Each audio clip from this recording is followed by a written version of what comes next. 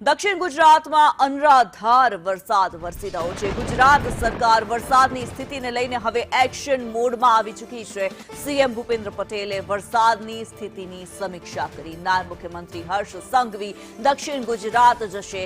IAS Remya Mohan, Alok Kumar Pandey પણ દક્ષિણ ગુજરાત જશે। મંત્રી નરેશ પટેલ પણ નવસારી જિલ્લામાં હાજર છે। ત્યારે હવે સરકાર પણ એક્શન મોડમાં છે, કારણ કે જે રેડ એલર્ટ આપવામાં આવ્યું છે ગુજરાત માટે થઈને વરસાદનું રેડ એલર્ટ આપવામાં આવ્યું છે હવામાન વિભાગ દ્વારા। સુરતની વાત કરવામાં આવે, દક્ષિણ ગુજરાતની વાત કરવામાં આવે તો 15 દિવસ પહેલા જે પૂરની સ્થિતિ સર્જાઈ હતી, ફરી એકવાર સાંબેલાધાર વરસાદ વરસતા આ સ્થિતિ ફરી સર્જાવાની જે સંભાવનાઓ છે તેને કાબૂમાં કરવા માટે, નિયંત્રણમાં લેવા માટે, સ્થિતિ નિયંત્રણમાં લેવા હવે સરકાર એક્શન મોડમાં।